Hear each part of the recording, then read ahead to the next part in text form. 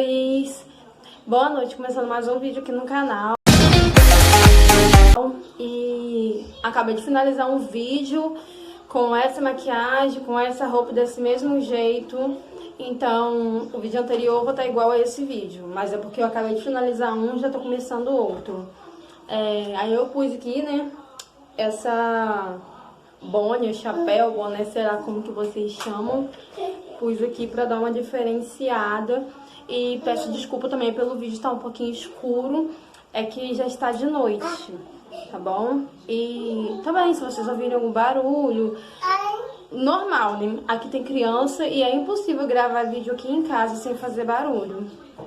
Bom, ativei a lanterna, acho que ficou melhor, né? A claridade do vídeo.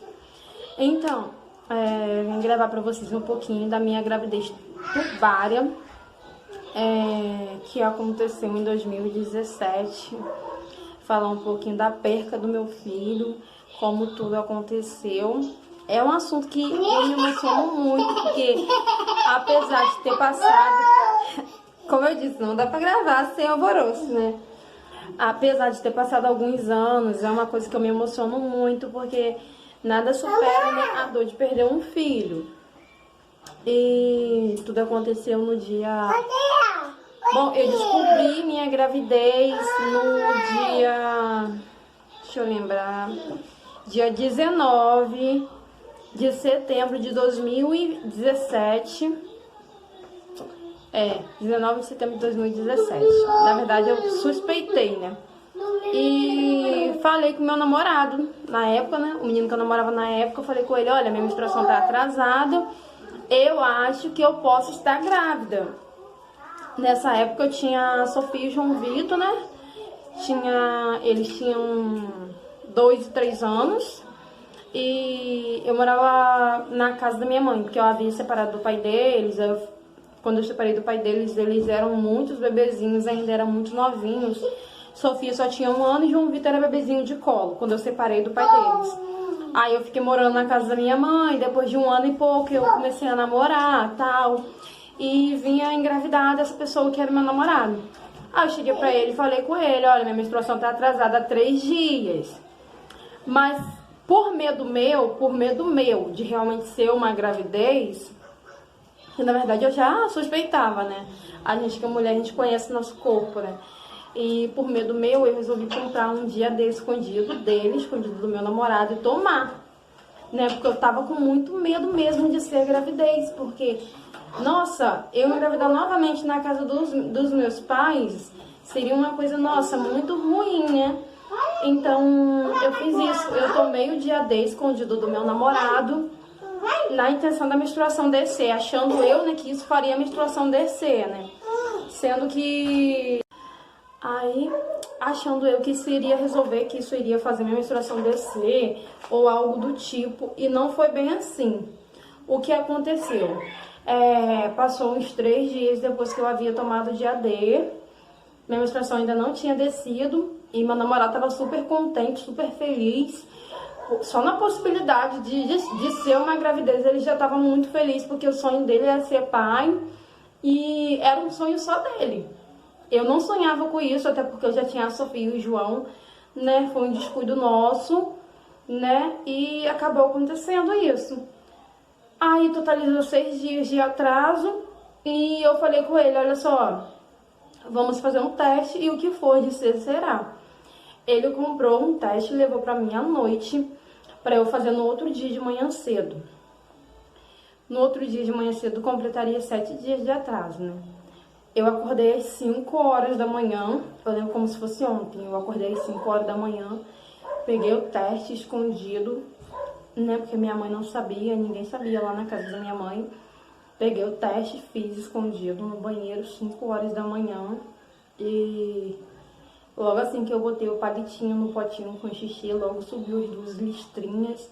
E eu comecei a chorar, muito de nervoso, muito nervosa, muito preocupada. Na mesma hora eu comecei ligando pra ele. E eu falei com ele: por favor, vem aqui, eu preciso falar com você, tem que ser pessoalmente. Ele: nossa, amor, espera amanhecer o dia, acabou de dar 5 horas, tal, isso aqui, eu não, tem que ser agora, ou então eu vou fazer uma loucura, porque na minha mente, sei lá, cara, tava tipo passando mil coisas, né? Então realmente eu tava com medo de acabar, né, por impulso agindo de alguma maneira errada. Não passou uns 5 minutos e ele chegou lá. Na frente da minha casa tinha uma lan house, né? Aí eu sentei na frente assim, da lan house, 5 e pouca da manhã. Dei a sacola a ele, dentro da sacola tava a caixa do teste e o teste feito. Aí eu dei a sacola a ele. Nisso que eu dei a sacola a ele, eu falei com ele, toma aqui, eu não quero fazer o teste, mas você abre aí, pra ver se veio tudo certinho. Aí eu fui dar a sacola a ele, ele foi insistiu, né, pra eu fazer o teste e tal. Aí ele foi, abriu. Ai, amor, por que você quer que eu abra? Não sei o que, não sei o que lá, já que você não quer fazer isso, aquilo. Tá, mas foi e abriu, né, a sacola. Nisso que ele abriu a sacola, o palitinho tava... O saquinho onde vem o palitinho dentro já tava aberto, ele tirou o palitinho, viu as duas listrinhas e começou chorando, chorando, chorando, chorando muito. Parecia uma criança. Tanto que ele tava chorando, chorou demais, chorou demais, chorou demais. Na mesma semana... Eu não contei pra minha mãe, não contei pra ninguém, só eu e ele sabíamos. Na mesma semana, faltava alguns dias pra eu receber o Bolsa Família e do lado da casa da minha mãe tinha uma casa alugando. Eu lembro que eu aluguei a casa e conversei com os donos da casa, né, pra eles deixar eu ficar na casa e pagar só no final do mês. Como a moça da casa lá, né, era conhecida da gente, ela deixou de boa. Aí eu fui pra lá, pra essa casa, levei minhas coisinhas, fiquei morando lá, fui no centro. Eu lembro que meu namorado me deu dinheiro pra me comprar alguns utensílios de cozinha. Eu comprei, eu não tinha geladeira, mas eu tinha fogão e tinha cama. Era o que eu tinha, fogão e cama. Não tinha geladeira, não tinha armário, não tinha nada, era só fogão e cama. Aí eu comprei umas coisinhas de cozinha lá, né, uns pratos, colher, garfo, copo, escorredor de louça, essas coisas assim, né, pra gente começar. E eu lembro que a partir daquele momento ele começou a dormir lá todo dia por medo de eu passar mal, alguma coisa assim. E eu lembro que 4 dias depois que eu fiz o teste, 4 dias depois certinho que eu fiz o teste, eu comecei a ter um sangramento. E no começo eu achei que aquele sangramento era devido ao peso que eu tinha pegado na hora da mudança, né? Só que aí tudo bem, fiquei vigiando, não dei tanta importância. E passou uma semana, quando fez uma semana que eu tava com sangramento, o sangramento só ia aumentando, começou a sair coágulos, e eu com muito medo, eu falava com ele, nossa, eu acho que eu tô perdendo essa criança, ou algo do tipo, não é normal, eu já tive 2 gestações, e nenhuma delas eu tive sangramento, nunca aconteceu isso. Foi onde a gente decidimos ir pro hospital numa sexta-feira.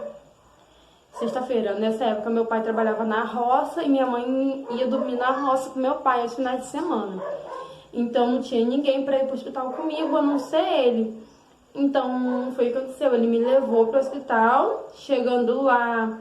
Expliquei pra médica, né? A médica logo falou, ah, mas você tá grávida? Eu falei, não, sim, estou grávida, eu fiz um teste, deu positivo e tal. De começo, ela não quis nem saber. Ela falou, não, porque eu só posso te avaliar com um exame escrito reagente, escrito positivo. O teste de farmácia, às vezes, dá um falso positivo e não sei o que, não sei o que lá. Foi nessa hora que ela começou falando, ela me botou deitada na maca, né? Falou assim, mas tudo bem, vamos te avaliar, fazer o primeiro atendimento, pelo menos, né? Pra gente ver o que a gente acha aqui. Foram 3 médicos, tinha 3 médicas dentro da sala. Eu lembro que elas começaram a apertar minha barriga, aí uma já olhou pra outra, aí chamou a outra veio, né? Apertou, e a terceira médica, ela me deu um toque, perguntou se podia me dar um toque. E eu falei, não, tudo bem. Eu tava com, tipo assim, eu tava muito nervosa pela aquela quantidade toda de sangue que eu tava perdendo. Então, eu queria mesmo que elas vissem, né, o que tava acontecendo pra resolver meu problema, né. Aí ela foi me dar um toque. Nisso que ela me deu um toque, quando ela tirou a mão assim, veio muito sangue, começou descendo pedaço, mais pedaço, mais pedaço, mais pedaços. E na mesma hora ela mandou o meu namorado descer lá embaixo, fazer minha ficha de internação e já me botaram num quarto lá isolado. Muito rápido.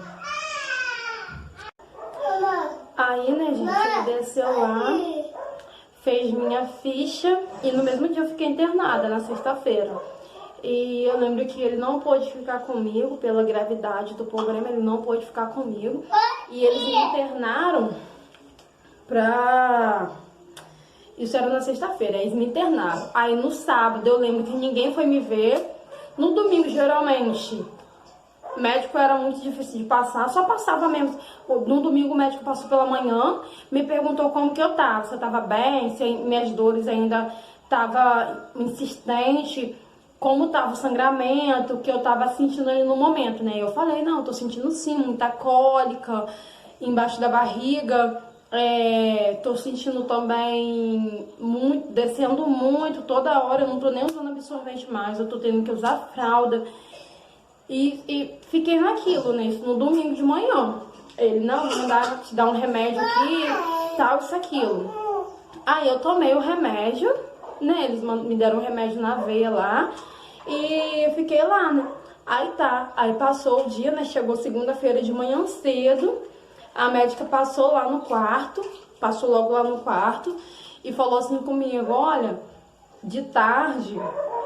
Aí eu vou te pegar aqui pra gente fazer uma ultrassom de tarde, lá pelas 2 horas, 3 horas. Depois que eu ver as outras grávidas de lá do andar de baixo. Porque no caso, eu tava no quarto andar. Eu tava no quarto andar, entendeu? Então eles não me viam tanto como prioridade, assim, no momento. Aí ela foi, levou, né, as meninas lá dos outros andares pra fazer as ultrassons e falou que iria me deixar pra de tarde, né?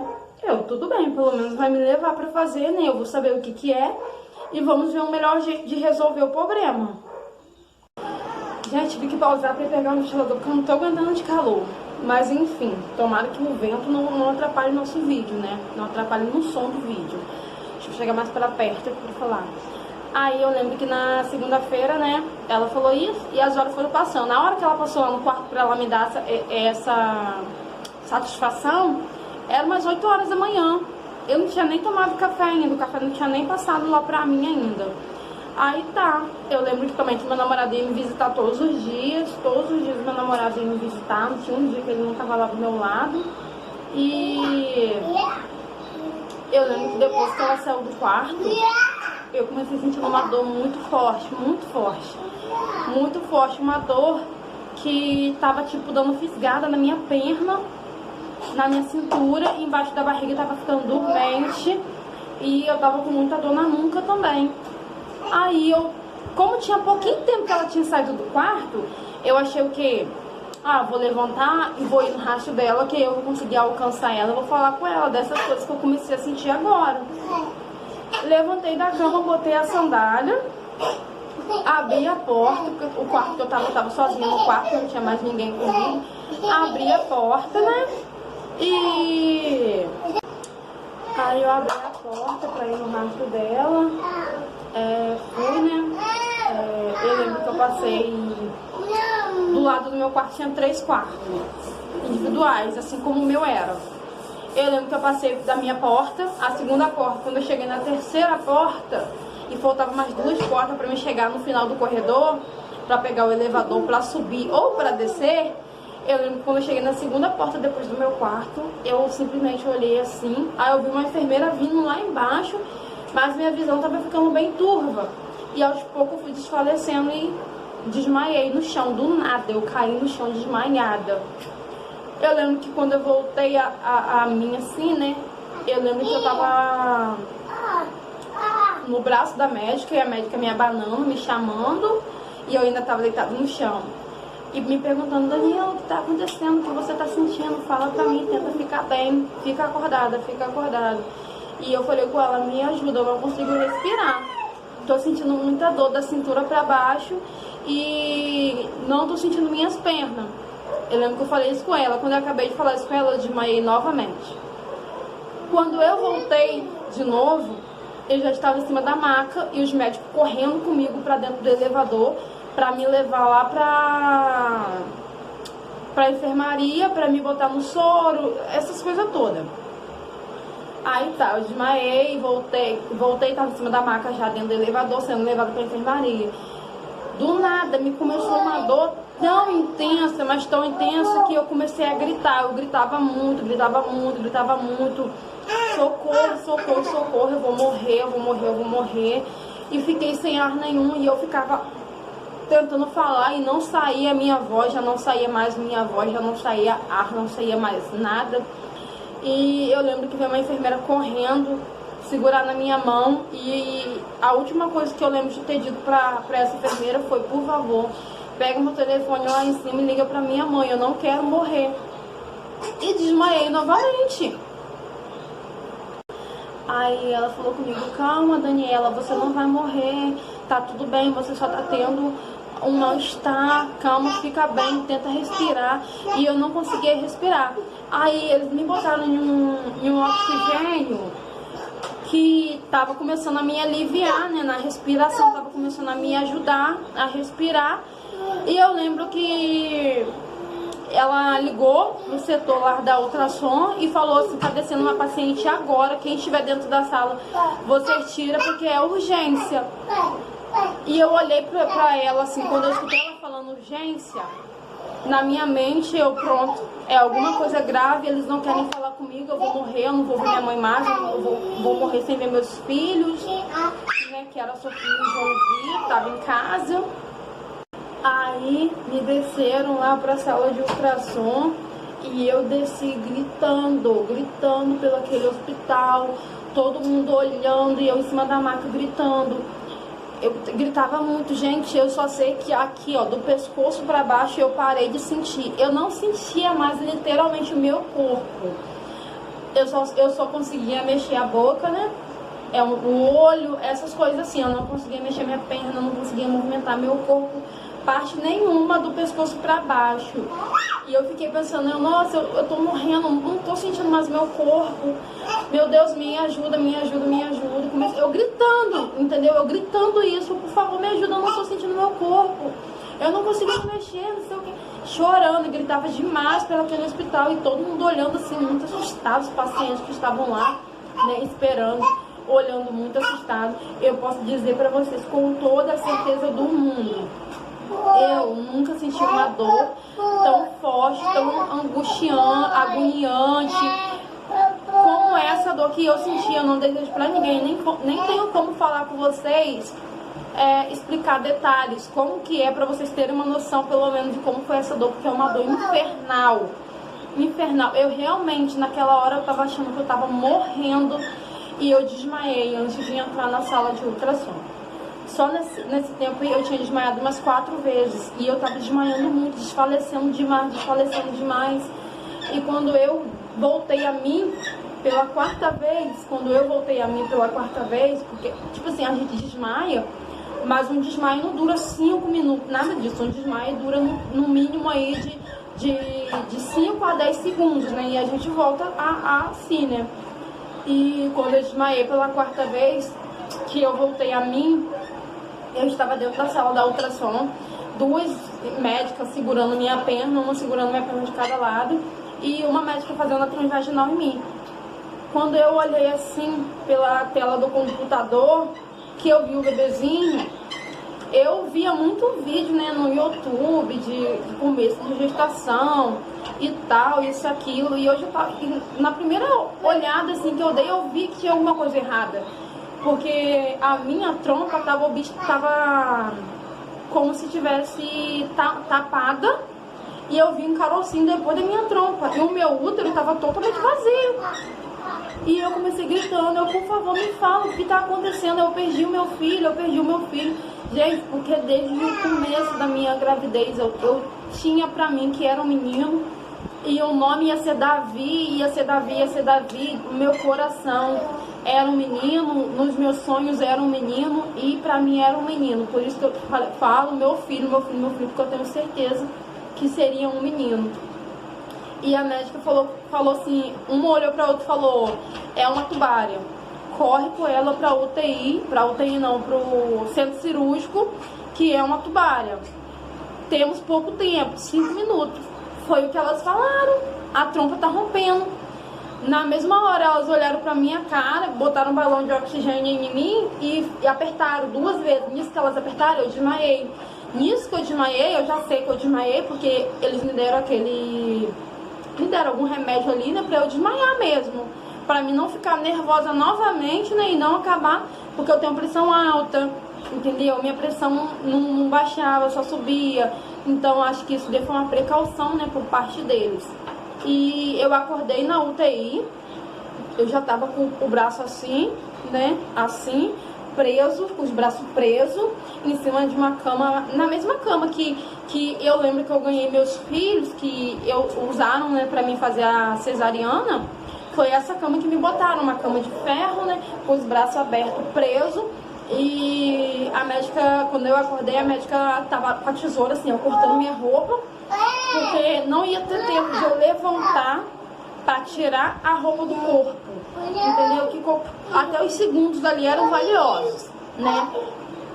E eu lembro que eu acordei assim com um negócio aqui, muito fraca, eu me sentia muito fraca, eu sentia que eu tava morrendo, parecia que eram os meus últimos suspiros de vida, realmente, eu não desejo pra ninguém, pra ninguém, pra ninguém, pra ninguém.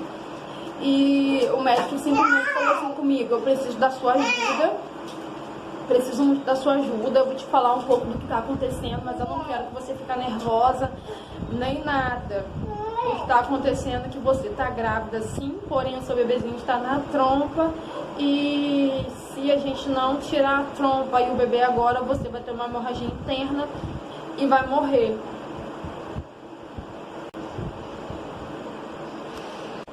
E naquele momento eu perguntei ao médico, falei: tá, mas tem como salvar o meu filho? Por favor, tira o que tá atrapalhando dele ir pro útero, tira o que tá atrapalhando dele ir pro útero e salva o meu filho. O médico falou: infelizmente a gente não tem a opção de salvar o seu filho, a gente só tem a opção de salvar a sua vida, e se a gente não fizer a cirurgia agora, você vai morrer, porque o sangue está sujando os seus órgãos e você precisa agora fazer uma cirurgia, ou você vai ter uma hemorragia interna e você vai morrer. E na mesma hora eu comecei chorando, e eu lembro que eu comecei em pensamento a cantar a música de Bruna Carla. Eu não lembro muito bem o nome da música, mas eu acho que é Deus mais uma vez segura em minha mão. Eu comecei cantando em pensamentos, estou sentindo minhas forças indo embora, mas tua presença me renova nessa hora. Comecei cantando. E foi muito desesperador passar por tudo aquilo sozinha. E eu lembro que novamente eles apertaram um balãozinho da máscara que estava comigo e eu desmaiei. E eles fizeram uma cirurgia em mim, tiraram meu filho, tiraram a minha trompa, tiraram meu ovário.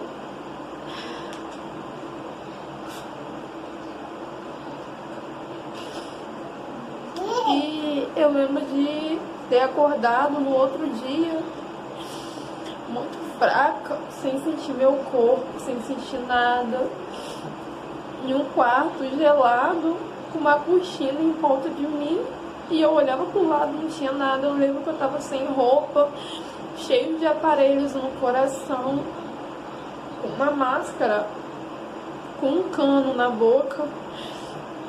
Eles botaram uma sonda em mim, eu tava usando fralda, eu tava numa UTI, toda costurada, porque eles abriram minha barriga de um lado até outro.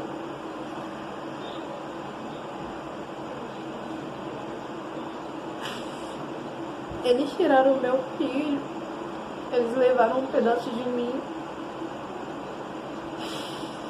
E eu lembro que eu fiquei naquela UTI, pedindo a Deus pela minha vida, porque eu precisava voltar pra casa. Mas eu pedia tanto a Deus para aquilo ser mentira, para aquilo ser um sonho, sabe?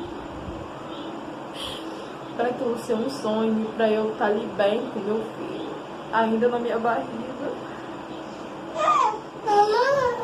Não me doeu ter perdido minha trompa, não me doeu ter perdido meu ovário, me doeu ter perdido meu Davi, me doeu ter perdido meu filho. É uma dor que eu carrego até hoje. É uma dor que eu não desejo pra ninguém. E é uma dor que eu nunca vou superar totalmente. E eu lembro que 2 dias depois que eu tava na UTI, eu acordei com uma enfermeira me dando banho, né? Banho no leito, que fala, né? E ela trocou minha fralda. Eu tava com uma sonda também por baixo, uma sonda que geralmente eles botam quando a gente faz cesárea. Eu tava com uma sonda na boca, a sonda não deixava falar, me atrapalhava respirar, minha garganta doía demais. Eu tava com muito aparelho assim, controlando os meus batimentos cardíacos. E eu lembro que no 3º dia, o médico foi lá. Eu lembro que só no 3º dia mesmo, que o médico passou lá pra me ver. Entendeu? Na frente do meu leito, assim, tinha uma televisãozinha pequena, né? E do lado, embaixo da televisão tinha um relógio. E toda hora eu dormia, acordava, olhava pro relógio. Toda hora.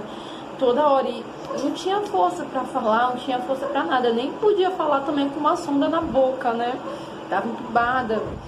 E depois de 3 dias que eu tava lá na UTI, o médico passou lá e falou assim comigo: olha, como você está se sentindo?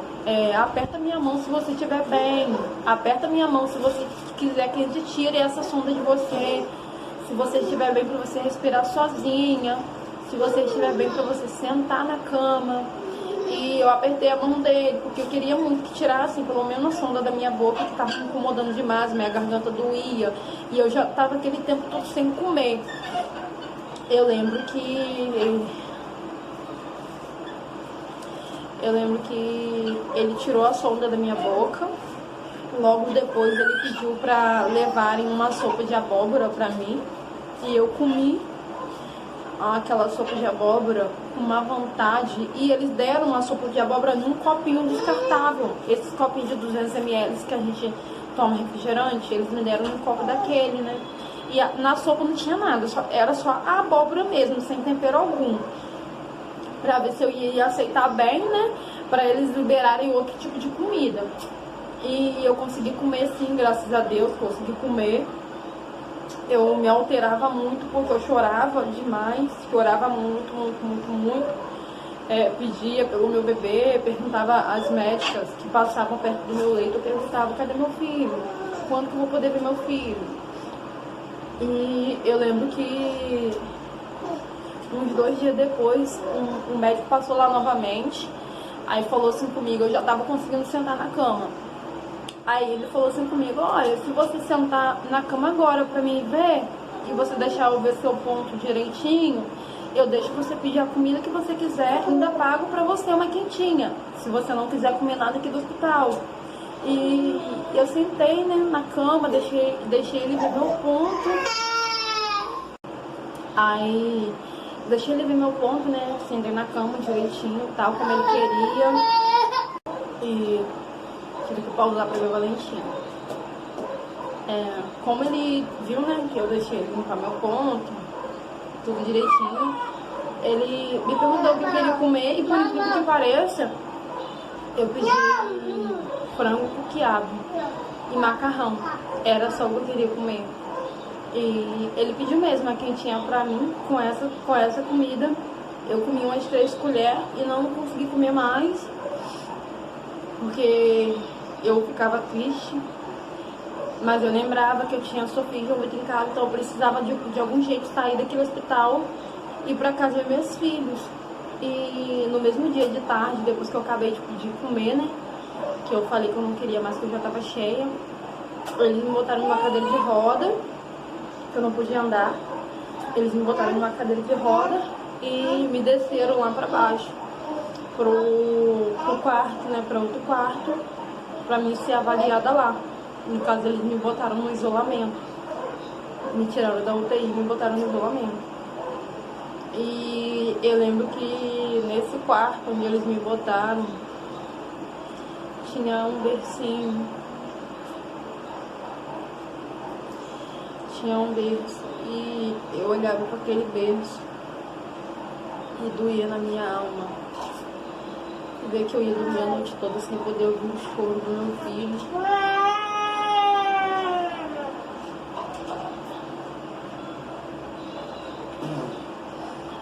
Eu fiquei no quarto, onde tinha um berço, mas eu não tinha a criança para colocar no berço.